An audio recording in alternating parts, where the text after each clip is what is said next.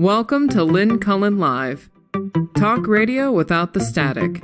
Email your questions and comments to lynncullenshow@gmail.com. And now your host, Lynn Cullen. Hey there, and good morning at you. I can barely hear myself talk because the construction next door is particularly loud today. Even with my headset on, I can barely hear myself. Don't tell me you can't hear that. Oh, dang it. Anyway, hello. I feel like I had a rough night. Wasn't feeling well, and I feel like I'm still sort of like blah, blah, blah, blah. But I'm hoping I can pull it together and be coherent and stuff. But just the fact that I'm starting this way suggests that I'm not being very professional. There's been something I saw that I've been wanting to bring up, and I find it so appalling, and I'm wondering why it hasn't gotten more attention. And then I wonder if it's not that it's not true, but this came out of a, I guess the employees at UPMC that are trying to organize there put this out and pointed out that UPMC, and I don't know when this happened, actually opened a food bank for its own employees who were struggling to, I guess, feed their families. And it is, this food bank is staffed by employees, and it is stocked by donations from employees. Now, okay, so that's what I have here in front of me, and I'm thinking that is so mind-blowing on so many levels. I find it, well, I don't find it hard to believe because, you know, my assessment of UPMC as an employer, and UPMC in general, the supposed nonprofit, good God in heaven, with its billions and billions and billions, and has so many employees it relies on. And if even they are acknowledging that the wages they pay their own employees are so dismal, so ludicrously low, that their employees struggle to feed their families, and thus they open a food bank that other employees, who I guess are in better shape, run and donate goods to. There's a number of stories I have today where I can't believe them, or I'm flummoxed. And it strikes me as certainly plausible that this is true, but any employee who opens a food bank for their own employer, who opens a food bank for their own employees, I mean, what the hell are they thinking? They think they're being generous?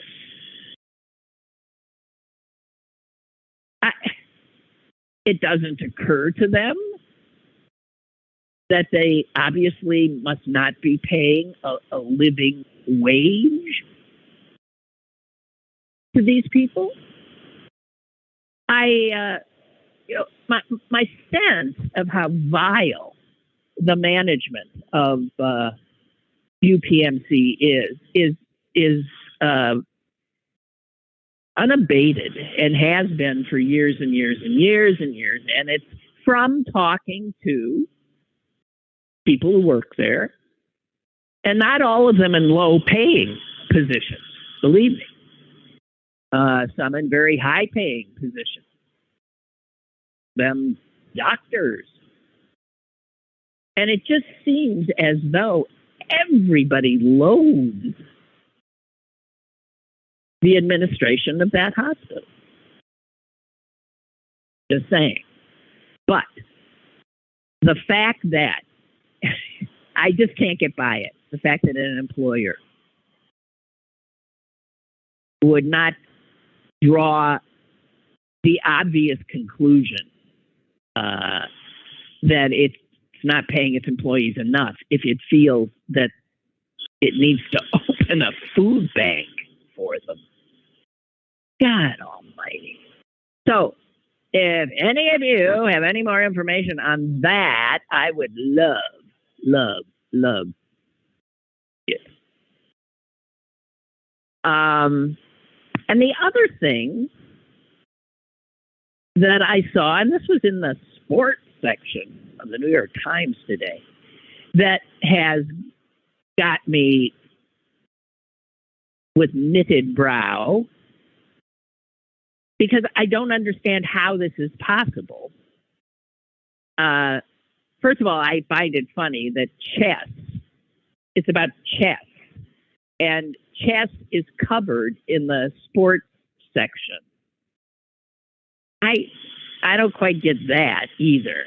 I mean, I know people who are playing at the highest levels are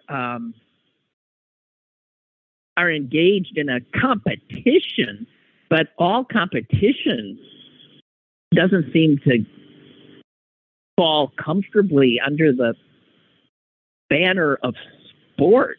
Maybe it does. Maybe it's just me not getting it. But I mean, when I think of the sports page, I think of sports that rely on physical exertion, not mental exertion.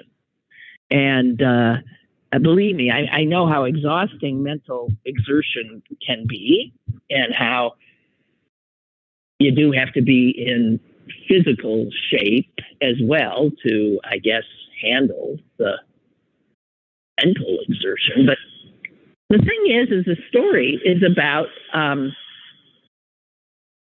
claims that some of the top players, one in particular, has been cheating. And the headline is "Cheating Allegations Roil the Chess World."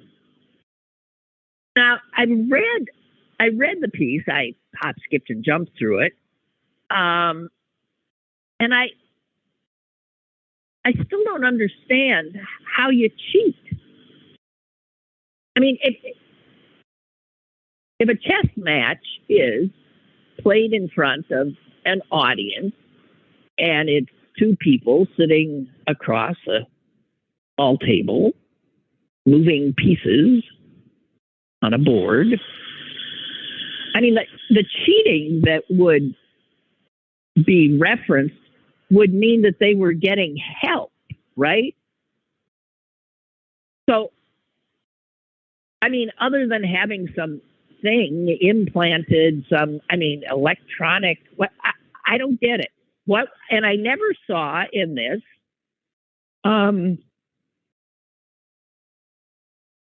what they're suggesting is being done.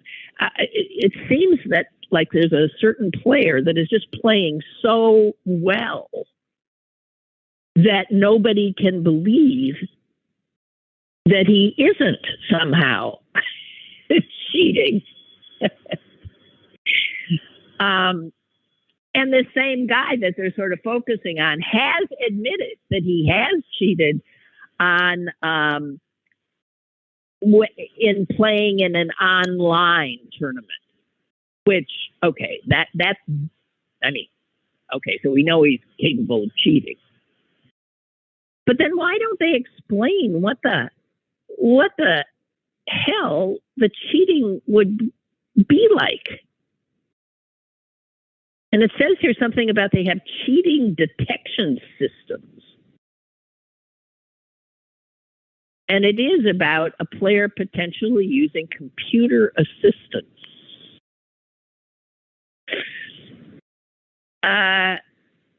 But what would that look like?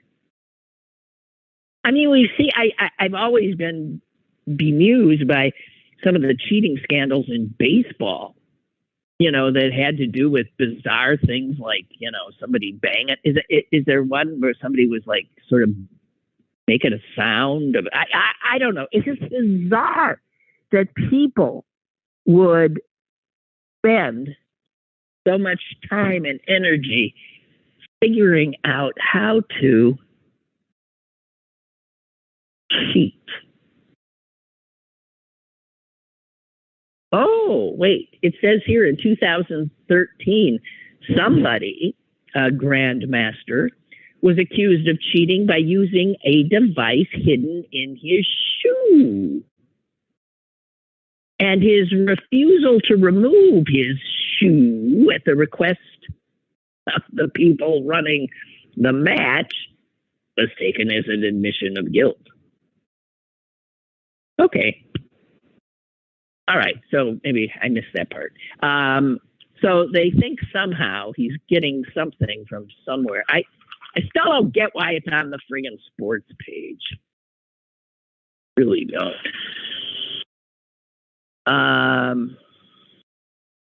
Ray writes, mental exertion is physical exertion. Yeah, I do get that. I understand. When I used to do a 3-hour show for years and years and years, I would walk out of the studio looking like I'd done a few rounds with somebody, Mike Tyson or something. There were times when I was just like, just drained, and the draining is physical. You're just exhausted by having to use that organ. The brain is an organ, right? Yes. Anyway, Ray writes, your brain is a physical part of your body and can consume more oxygen and calories than any other organ. And modern chess is a big money sport. And money corrupts. Oh, I'm so still naive. I don't understand why anyone would cheat to win something, because how do you take pleasure? I mean, it's wonderful to win, but if you know you've won because you've cheated, how, and you still take pleasure? I don't get that part. So I guess people who cheat do not have that, some kind of an inner, what is that, your super ego who's saying, you cannot take pleasure in that. I wouldn't be able to take pleasure in that. I can remember, cheating is not something I engage in. I don't think, I hope I'm not being. I recall once, and to my eternal shame, I do recall once plagiarizing. I was a freshman in college taking a class and was tasked with writing a poem. And I was so frightened. I was so, I just knew I couldn't do it. And I I don't know why I had this poem, but I had a poem that somebody had given me that I knew was not published. It was just this poem that somebody had written. I think it was a young woman. And I'm acknowledging this now because to this day, I feel such shame. And then on top of it, the professor was blown away by the poem.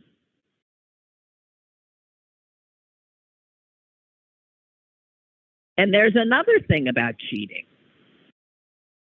So I cheated and gave someone else's work turned it in as my own, got an A, and then what am I going to do the next time he's expecting me to perform at that level again for something I couldn't possibly imagine myself doing?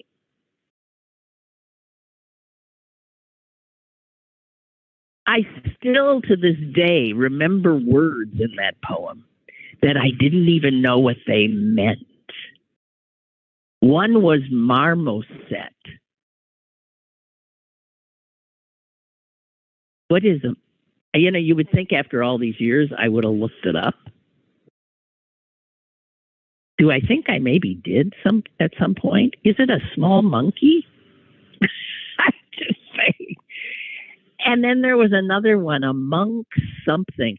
I mean, it was full of stuff that was so beyond little Lynn Miller from Green Bay, Wisconsin, who was just scared to death that she didn't have the stuff. But I will never get over the shame, ever get over the shame I felt. God. Marmoset. Why can't I find my damn googly thing? What is a marmoset? Can't get my phone to work. Marmoset.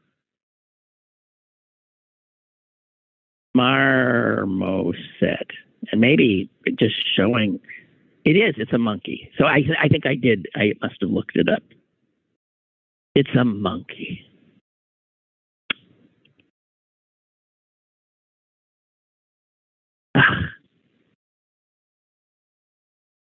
So embarrassing.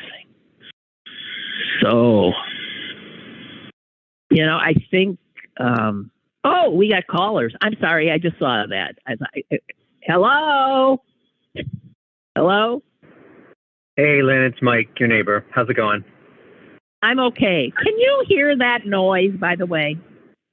Not from the phone, but I can probably hear it in my own yard. It's going loud. Okay. God, I can hardly. So no, I don't hear it over the phone or on the computer. Okay. Yeah. So I didn't read the article about UBMC, but here's my educated guess. That the hospital didn't create this, that employees did, and the hospital was shamed into giving them space. Would be my guess, right? Because it is a PR nightmare, and it says exactly what you said. Like, what, they're advertising they don't pay their people enough to feed themselves?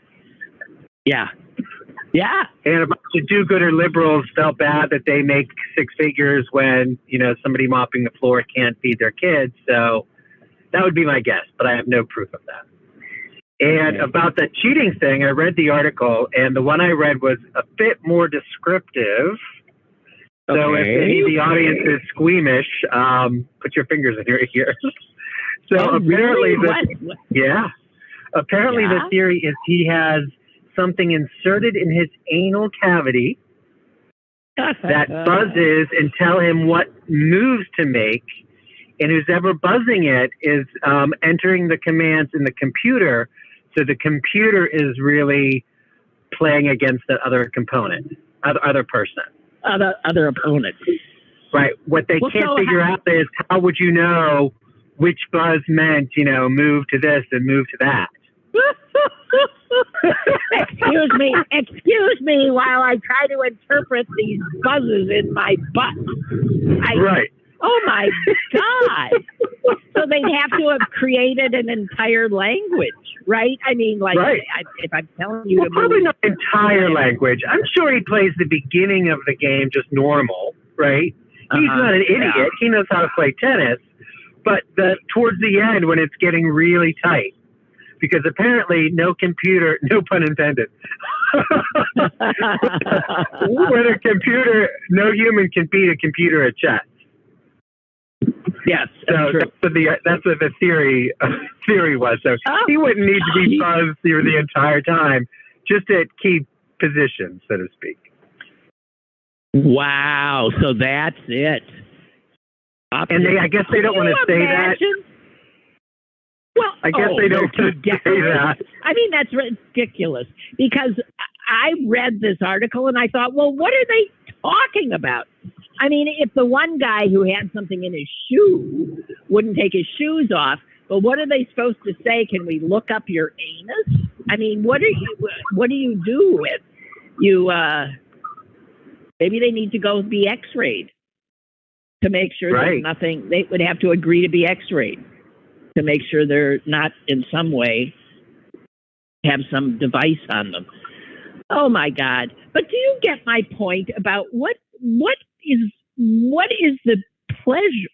It's money. I mean, Ray mentioned this big money, but that you would know you really didn't win, so you still take pleasure in that. Yeah, welcome to America. Winning is everything. My character, my word, my self-esteem is nothing. What matters is winning at all costs. If I have to lie and say I didn't get the votes, if I have to hang Mike Pence, I will win. You know what I'm saying? And for the FBI listening, I'm not saying hang Mike Pence. I'm referring to that. Well, that's right. We're merely referring. However, when I said yesterday, I wish somebody would take Vladimir Putin out, I meant it. Have you heard the talks that he has Alzheimer's or some other neurological disease? I don't think that's true. I really don't think that's true. Yeah, I've only heard a little bit about it. That's just people hoping, or I don't know. I don't know. I don't think that's true. He looks perfectly healthy to me. Yeah, I don't think he's going to be falling from any windows soon. No. What an awful human being. Oh, my God. Oh, my God.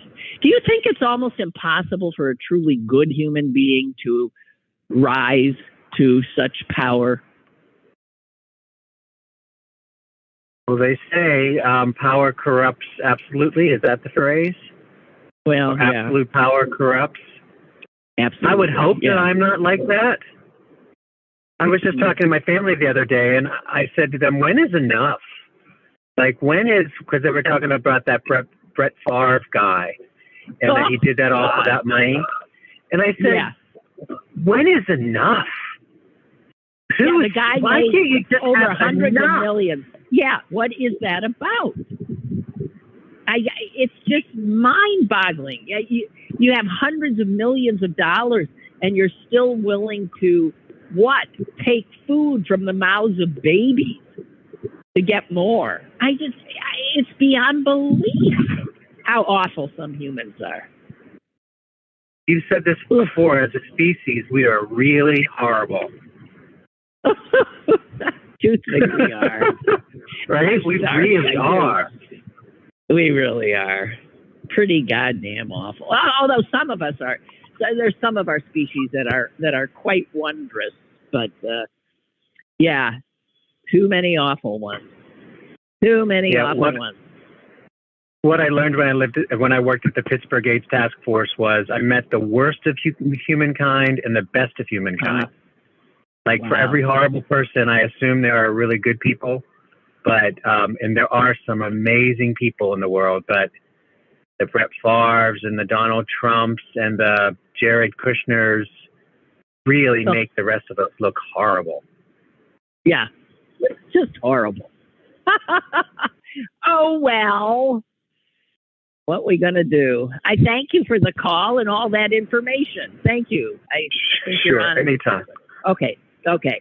Thank you. Bye. Bye. And I'm going to ask if there's another caller. I'm not sure. I seem to think there is. Hello? Hi, Lynn. I'm here. Oh, good. Hi. Hi.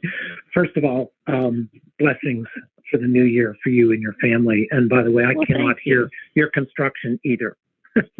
Oh, God, it's making me insane. Okay, good. That's good. All right. So I have a very light thing and a very heavy thing. Which would you like first? Okay. I want light. Okay.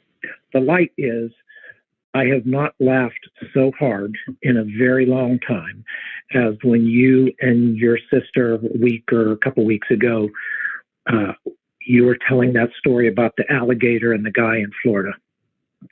And do you remember that? Vaguely. Vaguely. Well, the guy tried to swim across the that's right. That's right. This idiot. Right. Yeah. Right. I do remember that, yes.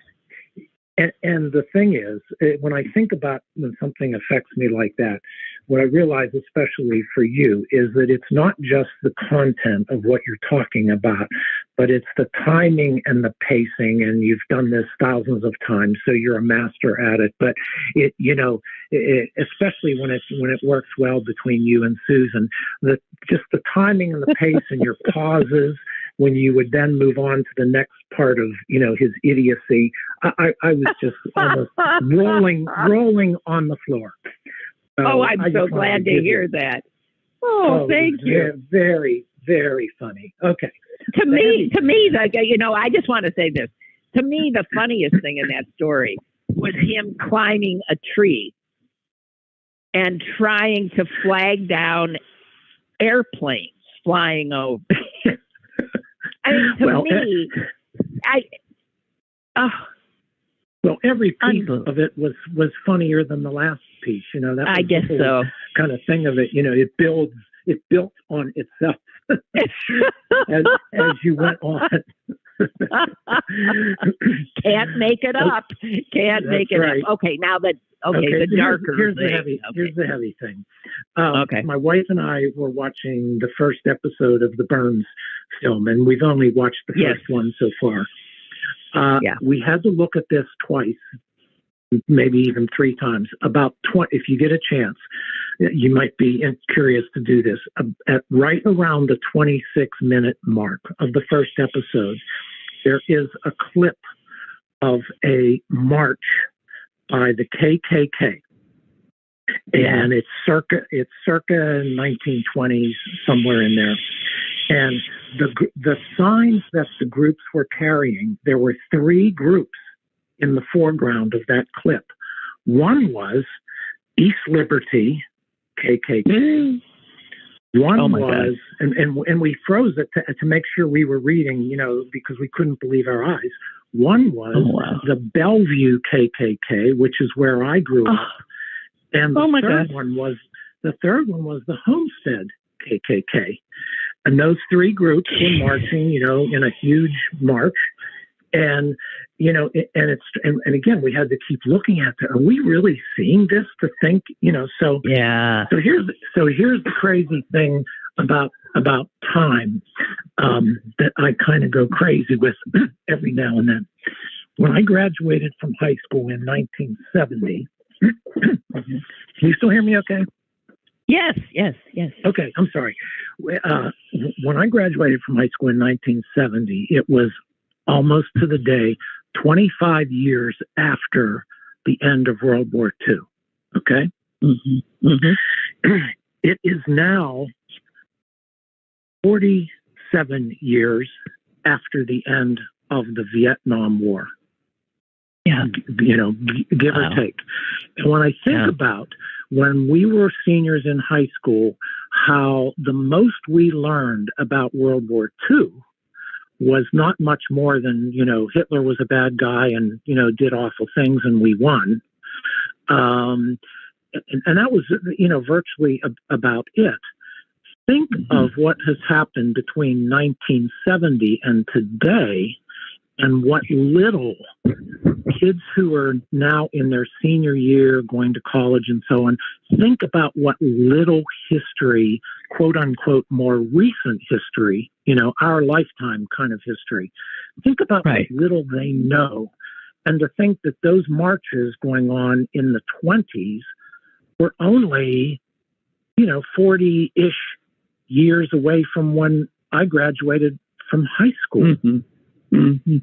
And it just kind of bends my mind to think about the passage of time and how quickly things have gone, but how quickly things can revert if not careful. Well, it's wonderful, and I mean it's the classic. If you don't know your history, you're condemned to repeat it. I mean, and that's what we see because people don't know their history, even their relatively near history. I remember as a kid always wondering why every year in history they'd start back at the same point. So I mean, at some point I thought, all right, already, I got the Pilgrims, I get that, but you never. That's exactly right. The year always ended before you got anywhere near, like even World War One. You never. What was that about? That you just kept going back, and so much of what we were told was just mythological bull. Yes. And I do recall when I first went off to college, becoming so angry that what I was learning was essentially saying everything you learned before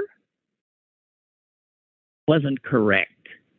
I thought that whole, what was it? Some kind of an indoctrination that public schooling is. A nice story we tell ourselves so that the children, when they do the Pledge of Allegiance, will feel they're part of a great country. What is the thing that we think that people are not capable of understanding, that things are complicated, that there are things to be proud of in our history? But on the other hand, there are things that we should be ashamed of and we should ensure never happen again. And this is, leave it to the Republicans, anything that we would be ashamed of, they will say never happened. Sure, and I know virtually nothing about what's happening with education these days at the high school level and so on. But I can only imagine. I can only imagine. Well, I'm sure they don't go anywhere near Vietnam. They don't touch Vietnam because we're still, we haven't. And you think they'd touch the Iraq war? I mean, you would never touch any of that because of how fraught it is, because the country is not of one mind. And so, but even the Civil War, this is what we're finding out now, that even the Civil War, that we do not have a story that unites us. Yes, well, even from Korea on, I can't imagine that they would be teaching anything because it was all It was all horrible. I mean, Afghanistan. Just you name it. go down. Yeah, you name it. So, are you forgetting? Are you forgetting our wondrous war in Grenada? Oh no!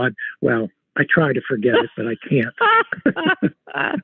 We made the world safe for what was it? A handful of medical students, or I couldn't even. To this day, I still don't understand what the hell that was about. That's right. Yeah. That's right. God help us. Thank you for that. You have a great day, okay? You too. Thank you. Take you. Care. Bye-bye. Okay. Bye. Wow. Yeah. Here's another thing I read that I have questions about. Let me find it. It has to do with the horrific Doug Mastriano, who seems to have learned all the wrong lessons from history. I was reading a piece, and it was about some, I think it was in Harrisburg. He had a rally where about 6 people showed up. There was like nobody there. And as usual, he wasn't taking any questions from the reporter. Probably reporters outnumbered the crowd. And I just took a snapshot of part of the report. It says that Mastriano was hustled to a waiting SUV while avoiding questions from reporters.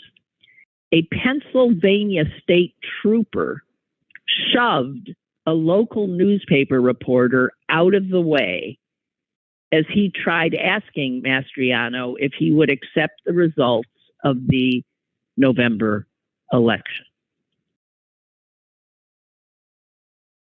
Okay, here's what I want to say about that.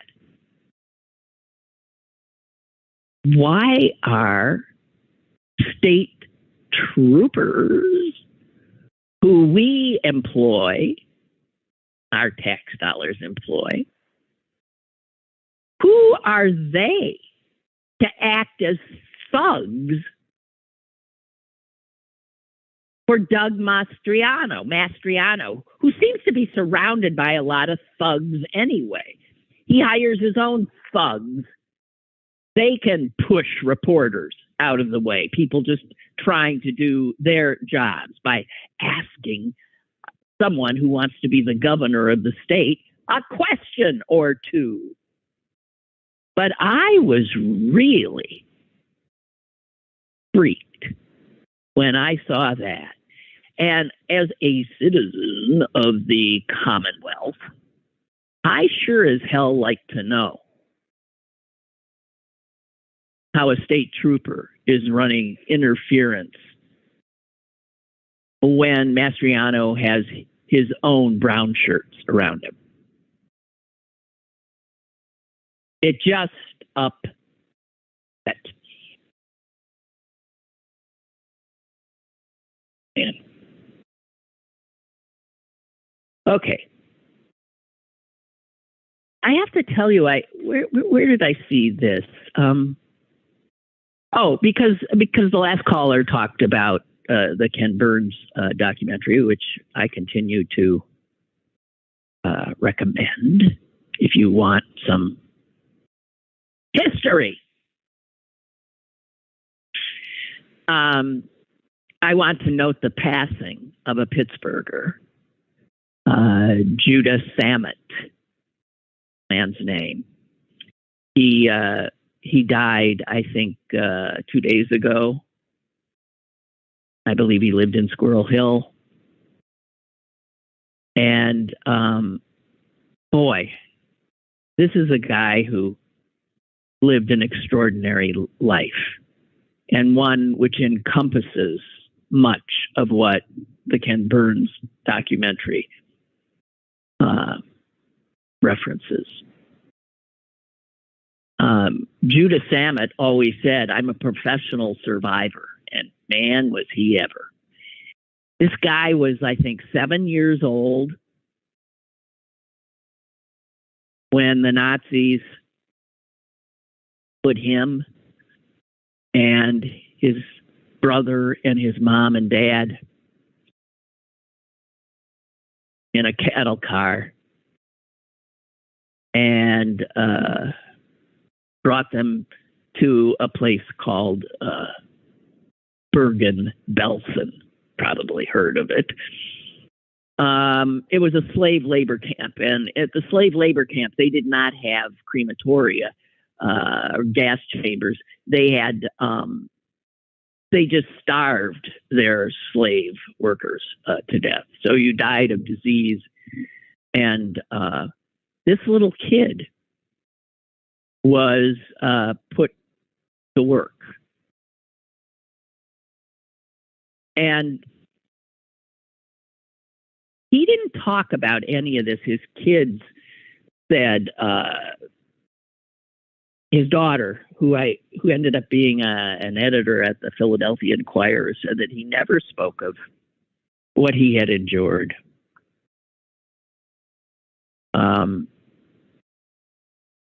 He was allowed to be with his mother throughout that ordeal, and he credits her for keeping him and his brother and his father alive. That she just did everything she could to find a piece of food here or whatever, and did get them through. But toward the end, she thought they would be better off if she volunteered them to go off to some other camp, some other horror, and they were put again on a train, packed in, and a few days into the trip, the train stopped. The doors were opened up in the middle of nowhere, and they were all told to get out. And he felt, so he was then about 9 years old, he felt, and he could tell from the terrified adults around him, that they were all about to be mowed down. And in fact, they heard the rumble of some tank, and it came through this forested area. And it was American.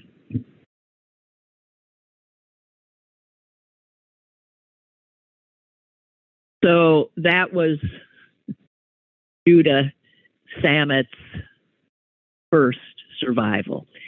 It was his poor father, who'd made it through Bergen-Belsen and all that horror, died 3 days later of typhus, which is what so many did die of. It's when Anne Frank died of right about the same time.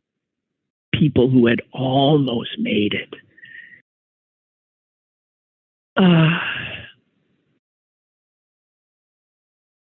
And then I don't know, I'm trying to remember. He went on to his mother, and he and his brother made their way to Israel, Palestine, and then they fought for Israeli independence. His brother was later killed by an Egyptian sniper. But Judah just continued to survive. And he eventually came to the United States. And he married a woman here. Her dad owned a jewelry store, Schiffman's Jewelry. And Judah went to work for his father-in-law, and then eventually became a jeweler himself.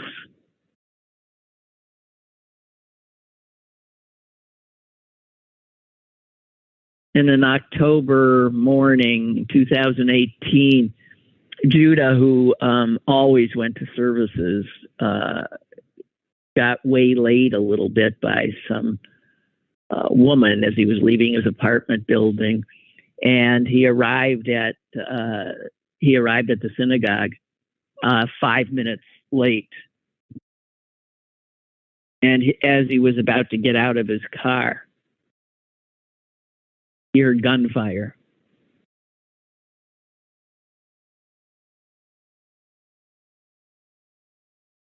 He says he saw the guy with the gun. That their eyes met. Robert Bowers. And man, he said, I want to live to testify against that SOB. I don't think he said SOB.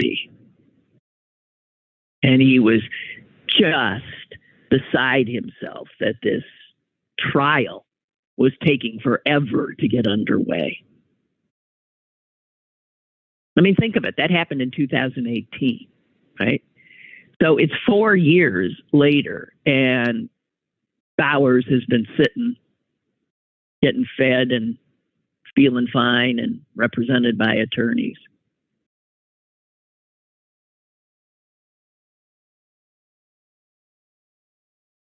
So he survived that day too. If he had been on time as he usually was, he would have been sitting next to Rose Mallinger, who he always sat next to. She was the oldest victim.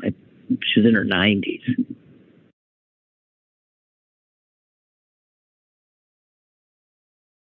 And then, I guess, because he was a survivor of that, he was asked by the president, Donald Trump, to be honored by attending the State of the Union address. And you may recall that he was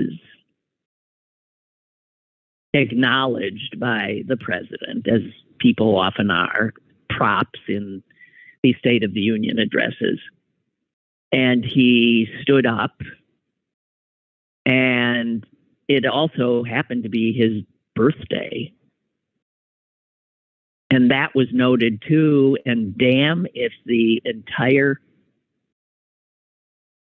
Congress of the United States, Supreme Court, the presidents, all those other dignitaries that are at the event sang happy birthday to Judah Samet.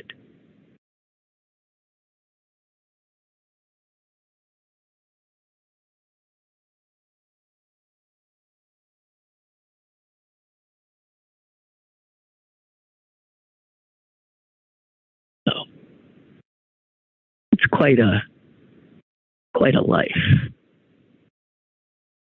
Quite a life. But he's pissed off. He doesn't get to testify.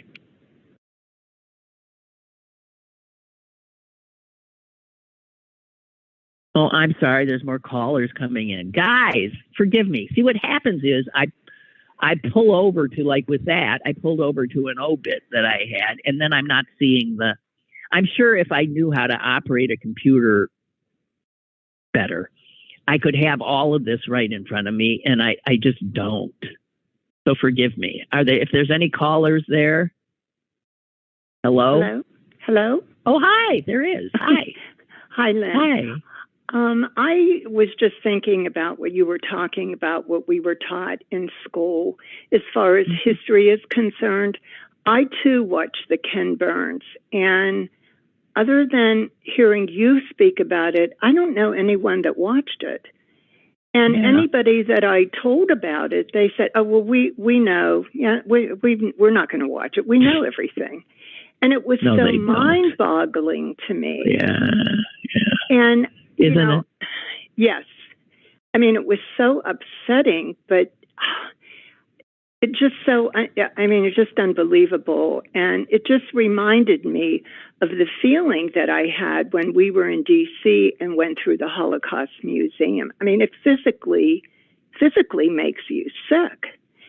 And also, when he talked about the priest who had the radio show that your dad and you had listened to, I never heard about it. And then I was thinking about the Pope. I think it was Pius. He did nothing. And unfortunately, his picture was all over our classrooms because I had a parochial upbringing. And when we were in Rome, they brought his body, supposedly never embalmed, in this glass case. And he was there. And it just was revolting. Like, I don't understand why Catholics keep eyeballs from St. Lucy and a hand. No, I don't get that either. Yeah. I mean, it's beyond disgusting. But there he was. And I mean, to say that it was a miracle, and the name Pius just. Oh, yeah. I mean, it's incredible. I mean, why do you think people weren't watching it? I think people don't watch because it makes them miserable. It's the kind of information that they say, I know, and they don't know anywhere near as much as they should. They don't want to know because it's just too upsetting. I think the people could do what they did it's mind-blowing. I mean, nothing like that had ever happened. Right in front of everybody's eyes, an entire people, they almost pulled it off, exterminated men, women, children, just out of hate. And it's the kind of thing we damn well should be able to watch because we're seeing, well, anyone who didn't see it, I mean, there's no way, as you know, you cannot watch that and not see the parallels between what happened there in Germany in the 30s and what's happening in our country now. Absolutely. Hit you over the head like a 2x4. It's not even, it's just, and that's why we are in grave danger because people can't be bothered. And I as a Jew, I've always felt that most people want Jews to shut up about it. Absolutely. Shut up. I think that every high school in the United States should make a field trip to that museum. Yeah, isn't it amazing? It is. And I mean, I just think, they don't know what reality is to begin with anymore. So to be there and see, it just would be profound for them. I really believe that. But aside from that, one other thing I want to mention about what's going on in Florida, just for some reason this morning, I was thinking, I wonder if DeSantis won't want immigrants to come and rebuild his state.